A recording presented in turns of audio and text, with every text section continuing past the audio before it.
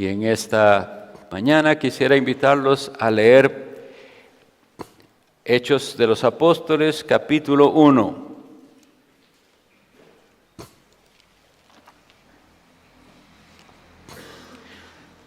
Los versículos vamos a leer 3, 6 y 7. Habíamos estudiado en la primera lección entonces lo que la Biblia enseña sobre la muerte, sobre el estado del alma, entre la muerte y el día final de la resurrección. Y habíamos visto hoy hace 8 lo que es el reino de Dios.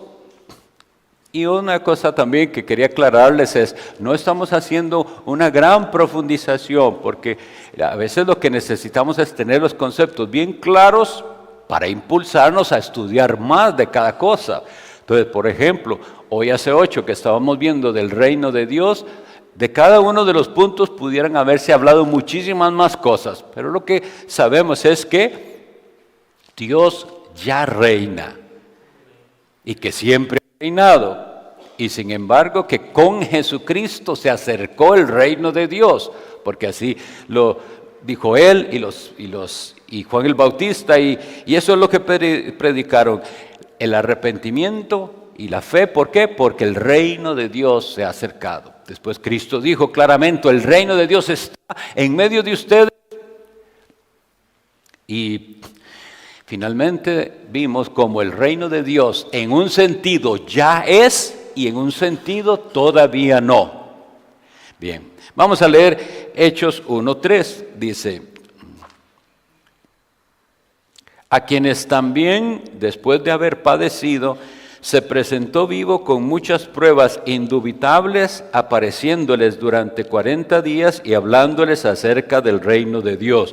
Pausa. Lo que estamos diciendo es que Cristo, después de haber crucificado, sepultado, resucita y dice que durante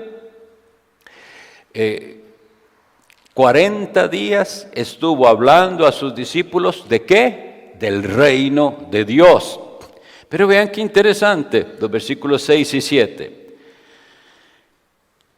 Entonces los que se habían reunido le preguntaron, Señor, diciendo, Señor, ¿restaurarás el reino a Israel en este tiempo? Y les dijo, no os toca a vosotros saber los tiempos o las sazones que el Padre puso en su sola potestad. Pero recibiréis poder cuando haya venido sobre vosotros el Espíritu Santo y me seréis testigos en Jerusalén, en toda Judea, en Samaria y hasta lo último de la tierra. Habíamos visto que el reino de Dios, cuando se hablaba del trono de David, es el mismo, el trono de Jehová, es Dios gobernando a su pueblo.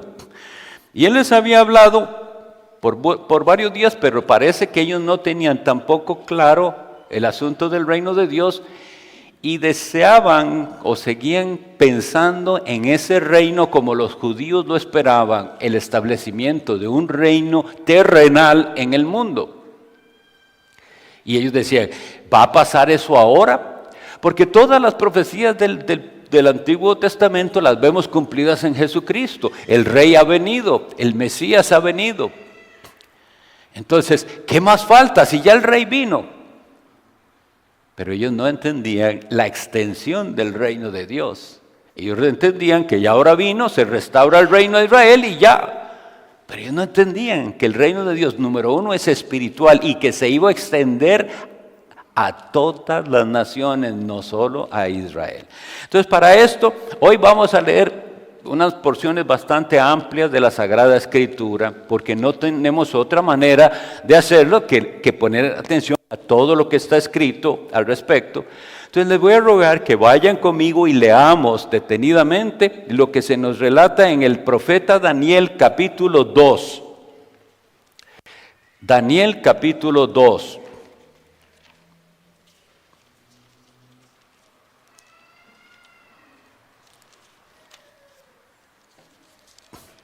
Vamos a ver, antes de leer, vamos a leer a partir del versículo 12.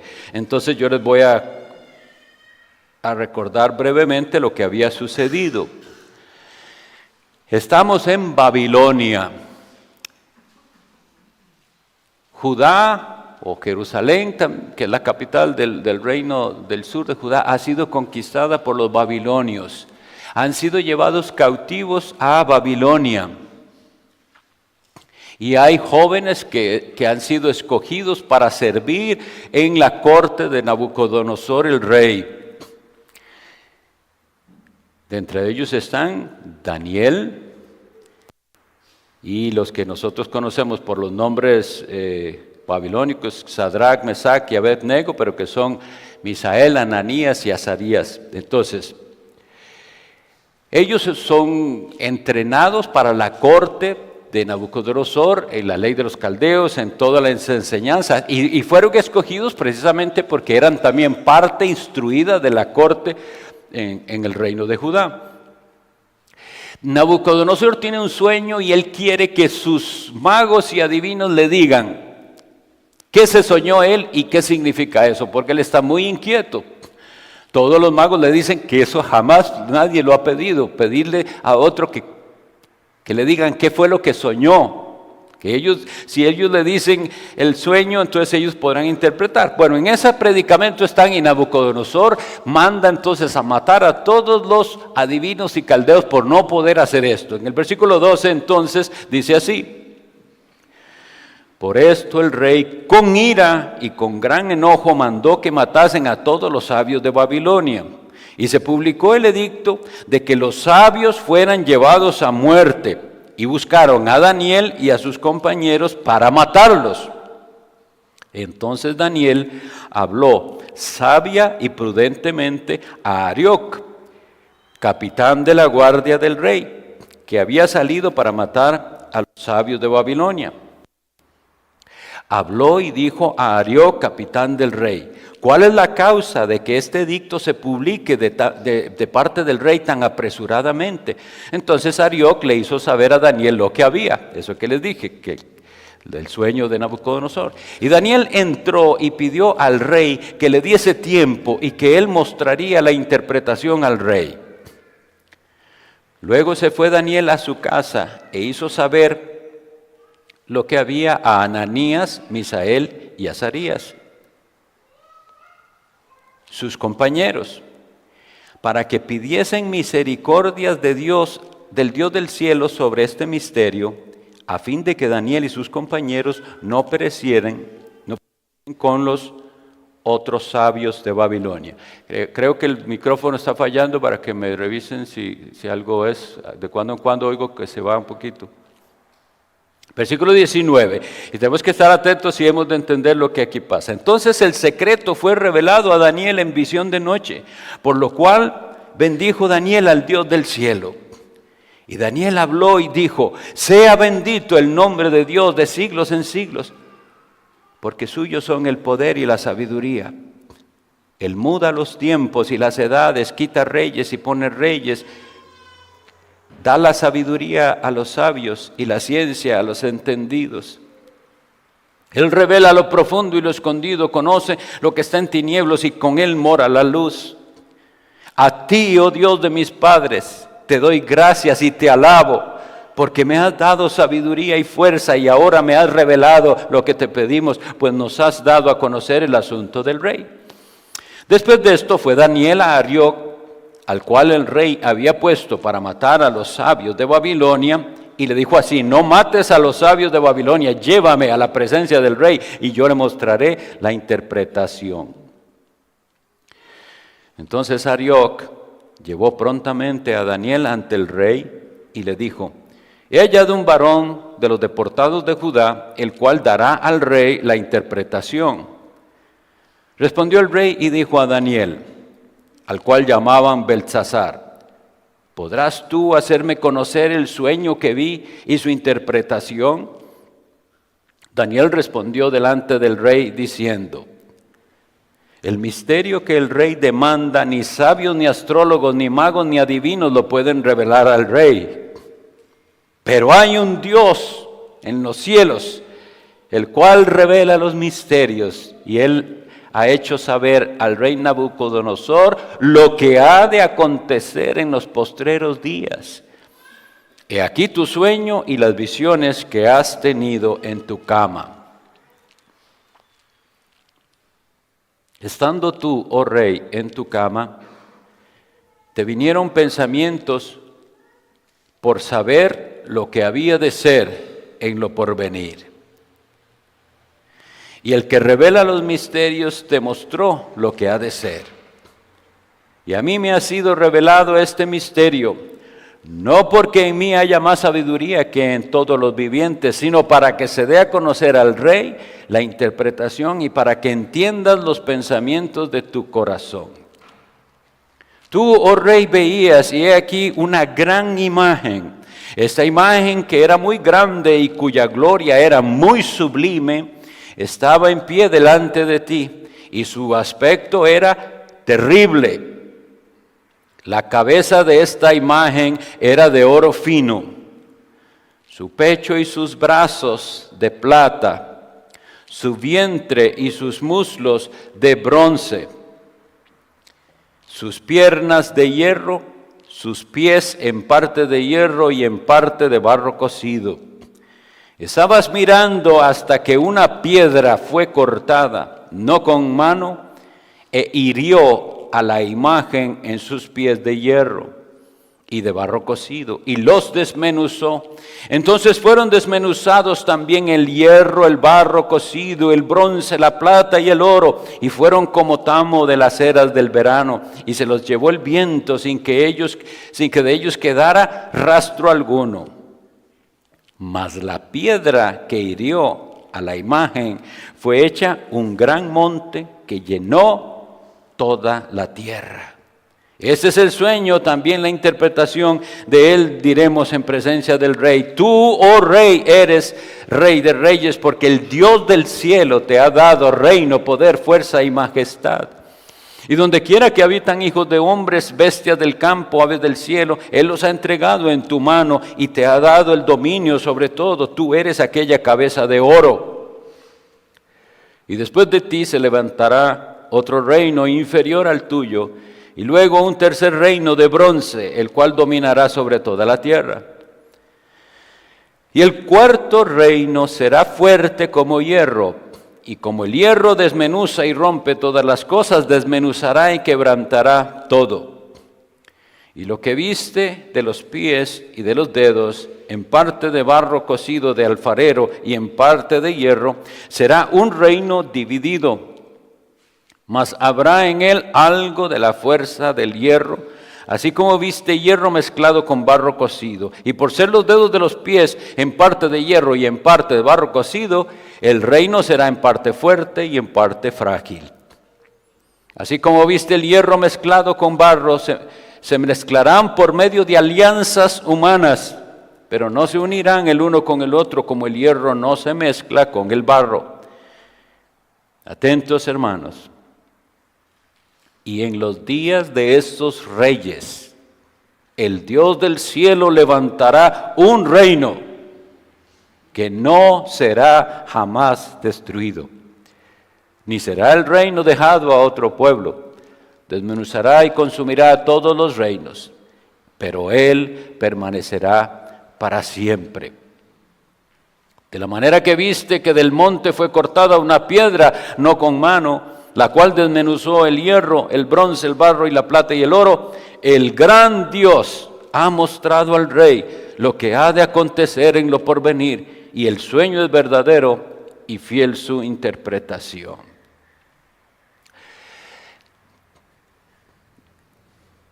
Un versículo que quisiera que tengamos en mente antes de pasar al siguiente pasaje, porque esta es una lectura que espero que hayan atendido para entender la interpretación.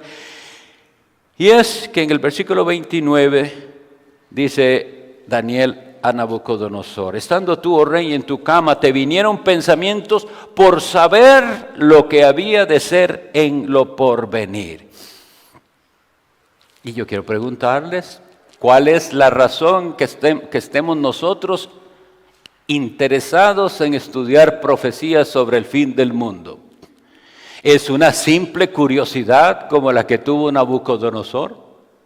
¿Qué irá a hacer? ¿Qué irá a suceder en el final de los tiempos? ¿Qué será lo que falta por pasar en el mundo? Hay muchas personas que así estudian la Biblia con una especie de curiosidad simplemente. Y de ahí han salido sectas que han afirmado cosas porque, como les había dicho en el otro curso, si estudiamos la Sagrada Escritura sin la reverencia y sin el auxilio del Espíritu Santo, vamos a tropezar. Y muchos de estos se pusieron a calcular, vamos a estudiar más cosas en Daniel, se pusieron a calcular y a decir cuándo es que iba a venir Jesucristo. Por darles un ejemplo, William Miller en el siglo XIX definió la fecha en que Cristo iba a venir. Y después, como no vino cuando ellos dijeron, volvieron a estudiar y dijeron, el cálculo estaba mal hecho, es esta otra fecha, y tampoco. Y de ese movimiento surgen los adventistas y los testigos de Jehová, que son sectas muy, muy interesadas en estas cosas. Y esa es su manera de llegarle a las personas, su curiosidad por el fin del mundo. Tanto que también los testigos de Jehová habían profetizado que en 1914 era la venida de Cristo y después dijeron que era una venida espiritual cuando ocurrió la guerra mundial. Todas estas cosas han pasado en todas las generaciones. Gente que ve el mundo y que sabe que las cosas no andan bien y quieren ver a la Biblia como si fuera una especie de bola de cristal en la cual quieren los detalles de todo lo que está sucediendo. Y entonces interpretan de esa manera la Biblia sin la actitud adecuada. Porque lo importante es, al estudiar el plan de Dios, es saber usted cuál es su posición dentro del plan de Dios. ¿Qué va a ocurrir con usted? Saber mucho de lo que Dios va a hacer no le hace a usted apto para el reino de Dios. De hecho, este hombre Nabucodonosor, que aquí se postra y dice, esto es maravilloso, de verdad que este es Dios. Le dio la sabiduría a este hombre para saber lo que yo me había soñado exactamente y la interpretación. Pero dígame, ¿se convirtió con eso? Y ustedes siguen leyendo que después más bien hizo una estatua para ser adorada. Tuvo que ser después, como vemos en el capítulo 4, humillado al punto de ser como una bestia en locura, para reconocer a Dios. Y eso nos tiene que llamar a nosotros mucho la atención al estudiar esto. La información que ustedes tengan aquí o el conocimiento no es suficiente para entrar en el reino de Dios. Sí está bien que estudiemos, pero entendamos, lo importante es que usted haya entrado en el reino por el nuevo nacimiento. Bueno, nosotros tenemos ahora en Daniel capítulo 7 algo que es necesario que leamos. Y también es una lectura un poco larga, pero yo les pido, es que sin leer esto, si yo no me aseguro que lo han leído, no puedo seguir con el tema. En el primer año de Belsasar, rey de Babilonia, tuvo Daniel un sueño y visiones de su cabeza mientras estaba en su lecho. Luego escribió el sueño y relató lo principal del asunto. Daniel dijo, miraba yo en mi visión de noche, y he aquí que los 4 vientos del cielo combatían en el gran mar. Y 4 bestias grandes, diferentes la una de la otra, subían del mar. La primera era como un león y tenía alas de águila. Yo estaba mirando hasta que sus alas fueron arrancadas y fue levantada del suelo y se puso enhiesta sobre sus pies a manera de hombre. Y le fue dado corazón de hombre. Y aquí otra segunda bestia semejante a un oso, la cual se alzaba de un costado más que del otro, y tenía en su boca 3 costillas entre los dientes, y le fue dicho así, levántate, devora mucha carne. Después de esto miré, y he aquí otra, semejante a un leopardo, con 4 alas de ave en sus espaldas. Tenía también esta bestia 4 cabezas, y le fue dado dominio. Después de esto miraba yo en las visiones de la noche, y he aquí la 4ª bestia, espantosa y terrible, y en gran manera fuerte, la cual tenía unos dientes grandes de hierro, devoraba y desmenuzaba, y las sobras hollaba con sus pies, y era muy diferente de todas las bestias que vi antes de ella, y tenía 10 cuernos. Mientras yo contemplaba los cuernos, he aquí que otro cuerno pequeño salía entre ellos. Y delante de él fueron arrancados 3 cuernos de los primeros. Y he aquí que este cuerno tenía ojos como de hombre y una boca que hablaba grandes cosas. Estuve mirando hasta que fueron puestos tronos, y se sentó un anciano de días, cuyo vestido era blanco como la nieve, y el pelo de su cabeza como lana limpia. Su trono llama de fuego, y las ruedas del mismo fuego ardiente. Un río de fuego procedía y salía de delante de él. Millares de millares le servían, y millones de millones asistían delante de él. El juez se sentó y los libros fueron abiertos. Yo entonces miraba a causa del sonido de las grandes palabras que hablaba el cuerno. Miraba hasta que mataron a la bestia, y su cuerpo fue destrozado y entregado para ser quemado en el fuego. Habían también quitado a las otras bestias su dominio, pero les había sido prolongada la vida hasta cierto tiempo. Miraba yo en la visión de la noche, y he aquí que con las nubes del cielo venía como un hijo de hombre, que vino hasta el anciano de días, y le hicieron acercarse delante de él. Y le fue dado dominio, gloria y reino, para que todos los pueblos, naciones y lenguas le sirvieran. Su dominio es dominio eterno, que nunca pasará, y su reino uno que no será destruido. Se me turbó el espíritu a mí, Daniel, en medio de mi cuerpo, y las visiones de mi cabeza me asombraron. Me acerqué a uno de los que asistían y le pregunté la verdad acerca de todo esto, y me habló y me hizo conocer la interpretación de las cosas. Estas 4 grandes bestias son 4 reyes que se levantarán en la tierra. Después recibirán el reino los santos del Altísimo, y poseerán el reino hasta el siglo, eternamente y para siempre. Voy a dejar la lectura hasta ahí, ojalá la puedan terminar en casa. Entonces, ¿qué tenemos aquí?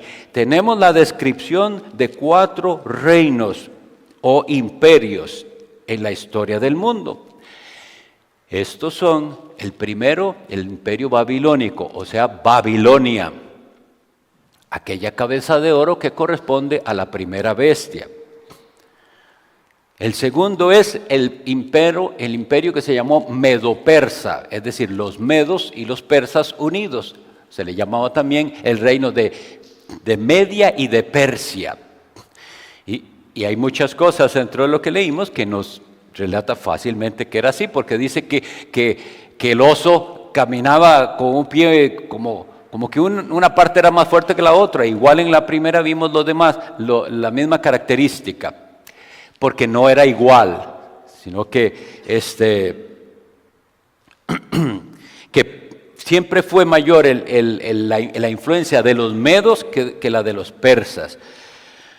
También se nos dice por ahí que tenía 3 costillas. Los intérpretes y estudiosos han dicho que pudieran ser precisamente que los medos persas, cuando llegaron a ser imperio,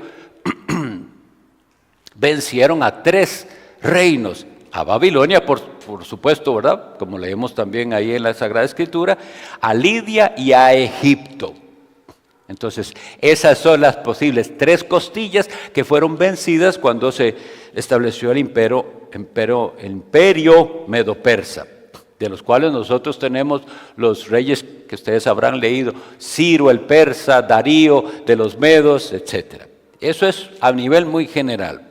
Porque lo que importa es esto, entender lo que pasa con la 4ª bestia o las piernas de aquella imagen que vio Nabucodonosor. Entonces, estamos claros con que la cabeza de oro es Babilonia y corresponde a el león que vio en el capítulo 7. Estamos claros que el pecho y los brazos de plata del versículo 32 de Daniel 2 corresponde con el oso que vemos en Daniel 7:5. Y después se nos dice que la imagen tenía vientre y muslos de bronce en el versículo 32. Y en Daniel 7:6 se nos dice que era un leopardo. Y se insiste que tenía 4 alas y después esto corresponde exactamente a la división del imperio macedonio, que es el imperio griego, en 4. Recuerden, no sé qué tanto sepan de historia, pero deberíamos repasar un poquito la historia. Alejandro Magno o Alejandro el Grande, se llamaba el rey macedonio, conquistó de una manera impresionante, siendo muy joven, el mundo conocido. Tanto que por eso es que el idioma griego llegó a conocerse en todas partes, porque la influencia de ese imperio fue muy, muy grande. Hay otra parte aquí en la que se dice muy, muy claramente y podemos ver que se identifica el imperio de Alejandro el Grande, dividido después en 4 que ni siquiera eran sus hijos, sino que se divide ese en 4 menores. Pero viene el último, el imperio romano, que corresponde a las piernas de hierro y los pies de barro cocido y hierro. Y ustedes podrán ver que en ambas descripciones se habla mucho del hierro. Esa es la parte que lo característica. Pero esta bestia tenía, dice, 10 cuernos. En el versículo en 7:7 se nos describe de esa manera específicamente. Dice, y 10 grandes dientes de hierro. ¿Ven la correspondencia que hay entre los números que hay ahí y los números que se usan en Daniel 2? 10 dedos, aquí son 10 dientes. Es Roma, es el imperio romano. El imperio más excelente del cual podemos leer, que progresó en muchísimas áreas y que de verdad abarcó lo que se llamaba entonces el mundo conocido. No hay donde no llegaron los romanos con su poderío, y subyugaron. Ahora ven, cuando nosotros vemos esta manera de expresarse, por ejemplo, dice, miraba yo en mi visión de noche, y he aquí que los 4 vientos del cielo combatían sobre el gran mar. Debemos tener esto bien importante, porque para las cosas al futuro tenemos el mar. El símbolo del mar en las profecías siempre es un símbolo así de turbulencia. Los judíos le tenían mucho miedo al mar. Y cuando hablamos de mar, entonces es esa turbulencia de las naciones. Y de en medio de toda esa turbulencia es que surgen estos imperios. Bueno, estos son imperios pasados, ya pasaron, pero nos tienen que dejar una enseñanza, porque representan a todos los gobiernos mundiales contrarios a Dios. Si nosotros solo estudiáramos esto, como que sí, estos fueron los babilonios, y estos los medopersas, y estos los griegos, y esto, no hay mucha enseñanza, pero debemos entender que Dios, a través de eso, que Él lo predijo, nos está enseñando algo con respecto a todos los gobiernos mundiales. Cuando se nos habla de un cuerno pequeño, un liderazgo especial, un líder que surge contrario a Dios y al pueblo de Dios. De hecho, después leeremos cómo se nos describe en el capítulo 9 la persecución que ese cuerno pequeño hace. Hermanos, vamos a entender esto, que siempre el pueblo de Dios ha tenido que enfrentar al anticristo, siempre, a los gobiernos mundiales y a los líderes contrarios al verdadero Rey, al verdadero Cristo. Ahora, del capítulo 2 tenemos algo muy precioso que coincide con lo que leímos en el 7, y fue esto. Una piedra fue lanzada no con mano. ¿Qué es lo que ustedes qué significa eso? ¿Y qué ideas vienen a su mente cuando dice fue lanzada una piedra no con mano? No con mano humana. Dios asesta y destruye los imperios mundiales para mostrarles quién es el verdadero rey. Y la Biblia dice, en los días de esos reyes, Dios levantará un reino. Ahora, si de veras entendemos que la interpretación correcta es que Roma era ese cuarto imperio, precisamente la Sagrada Escritura nos dice, y lo leemos tan claramente en los Evangelios, cuando dice que el Señor Jesucristo nació en los días del Imperio Romano. Así podemos leer en Lucas, por ejemplo, en la parte inicial de Lucas. Bueno, pero sabemos que estaba gobernando el Imperio Romano. Y cuando Cristo nació, el edicto de César Augusto dice que llevó a todos a empadronarse. ¿Quién estaba entonces en ese momento? Esa cuarta bestia. Y en esos días Dios levanta y envía a su Hijo Jesucristo como el verdadero Rey. Ahora, si ustedes prestaron atención, dice que aquella piedra que destrozó la imagen llega a convertirse en un monte que cubrió toda la tierra. Si habíamos prestado atención a las lecturas que habíamos dado sobre las parábolas del reino, ese es el sentido que Jesucristo da en todas las parábolas del reino. Algo que empieza pequeño, pero que llegará a ser mundial. Así que esto, en un sentido, ya ocurrió. Pero así como les decía las veces anteriores, ya es y todavía no. Porque ya el rey vino, ese hijo de hombre que venía al anciano de días, ya vino, es Jesucristo. Precisamente por eso Jesucristo ¿cómo hablaba Jesús de sí mismo? ¿Cómo se llamaba él? El Hijo del Hombre. Y eso era precisamente para hacerles a ellos referencia de lo que está escrito en Daniel 7. Dice, vi venir en las nubes del cielo a uno como Hijo de Hombre.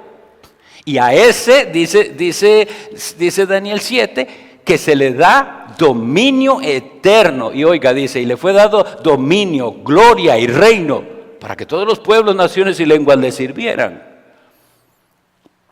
Esta es la piedra lanzada, no con mano, que destruye. Pero aquí es donde podemos nosotros confundirnos, si solo entendemos la profecía como cumplimientos literales y no espirituales. Porque precisamente con la venida de Jesucristo, ahí en Hechos 1 que leímos al inicio, se está dando esto. Jesús les dice, miren, ellos dicen, y el reino ya, es ya el reino. ¿Restaurarás el reino a Israel en este tiempo? ¿Qué responde Jesús? Primero responde lo que ustedes y yo también necesitamos que se nos responda. No os toca a vosotros saber los tiempos o las sazones. Es decir, lo primero que se nos anuncia es, nosotros no tenemos que indagar en el cuándo. Con esa énfasis en cuándo va a pasar esto, porque todos los que así hacen han errado. Nosotros tenemos que ver cuál es nuestra parte ahí. Entonces dice Jesús, de eso no se preocupen, de cuándo va a ocurrir, pero recibiréis poder cuando haya venido sobre vosotros el Espíritu Santo y me seréis testigos. Y aquí es donde Jesucristo les da la clave que ellos en ese momento pienso que todavía no entendían bien. Me seréis testigos en Jerusalén, en toda Judea, en Samaria y hasta lo último de la tierra. Esa piedra se va a convertir en un monte que cubrió toda la tierra. 120 creyentes que estaban ahí orando, esperando la promesa, La recibieron en Pentecostés y el Espíritu Santo los capacitó para comenzar a dar testimonio de Jesucristo, el Hijo de Dios, y de su resurrección. Y comenzó a expandirse. Miren, el hecho de que Jesucristo incluyera Samaria ya era un problema. Porque ellos, los judíos, no se trataban con los samaritanos. Pero Jesucristo les dice, en este reino están incluidos los de Judea, los de Jerusalén, los de Judea, los samaritanos. No les gustó mucho. Y hasta lo último de la tierra. Todos los de toda parte están incluidos en este reino. ¿Cuál era entonces el asunto? Que ellos tenían que ir con el mensaje del reino, llamando a las personas a dejar de ser rebeldes contra Dios y a someterse al reino de Cristo. Porque eso es lo que es el Evangelio. Es ir con las buenas noticias de los términos de paz de Dios. Todos nosotros y todas las naciones rebeldes y enemigos de Dios. Pero el Evangelio nos dice, el Rey ha establecido condiciones para la paz. Venga, crea en Jesucristo y hay paz para usted y hágase súbdito de este reino. Y así se va. Los que se someten a este reino, amén. Y los que no, ¿qué dice la Sagrada Escritura? Que Él está sentado a la diestra del Padre hasta que todos sus enemigos sean puestos por estrado de sus pies.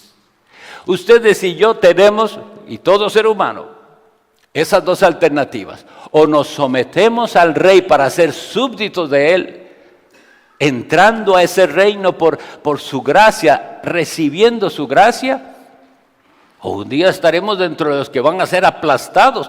Porque oiga,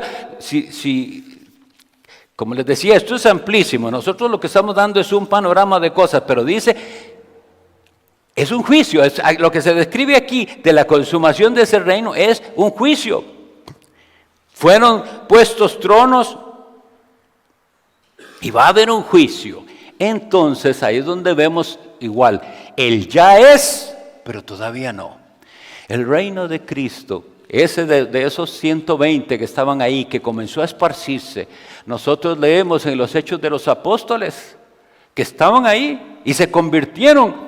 Pero como que no entendían el llamado de la expansión del reino. ¿Qué tuvo que hacer Dios? ¿Qué vino a la iglesia en esos días?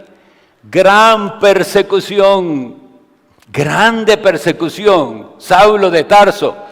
¿Se recuerdan el ser apedreado de Esteban? Empieza una gran persecución. Y la gente tuvo que huir de Jerusalén. Dios tiene sus maneras. La soberanía de Dios. Dios gobierna a ese cuerno pequeño y Dios gobierna a la bestia y Dios gobierna todos los gobiernos mundiales. Y esos gobiernos son malos y contrarios a Dios. Y sin embargo Dios se sirve de esos reinos para el avance de su reino. Miren, nunca antes en la historia había el mundo conocido la ingeniería de los caminos y puentes que los romanos hicieron. Eso estudienlo y es lindísimo. Todavía hay puentes y calles que hace 2000 años construyeron los romanos. ¿Pero para qué sirvió eso? No es para el turismo, para la expansión del reino de Cristo. Los apóstoles y sus discípulos fueron por todas partes, fueron esparcidos. Y andaban por toda parte proclamando el evangelio del reino. Y llegó a esparcirse, y una manera linda de pensarlo es también así. Solo el mundo oscuro, en tinieblas, el error, el engaño, los dioses falsos, eso era lo que gobernaba. Y había una pequeñita luz en Israel, un remanente fiel. Ese es el pueblo de los santos. Y ellos comienzan a anunciar el verdadero reino, el reino espiritual de Cristo, y se van moviendo por todas partes. Hoy en día, imaginémonos el mundo entero, cuántas lucecitas en cuántos países. Y aún sigue expandiéndose, aún estamos en esa etapa y se hizo un monte que cubría toda la tierra. Entonces, ya ese reino vino, ya ese reino sigue expandiéndose y sin embargo, todavía estamos esperando y oramos. ¿Cómo oramos? Venga tu reino. ¿Sí? El martes pasado les decía a los del catecismo que en la oración de Cristo están las dos cosas. Porque está incluido tanto la oración, venga tu reino, como tuyo es el reino y el poder y la gloria por los siglos de los siglos. Amén. Vamos a tener el receso y nos vemos a las 10:30.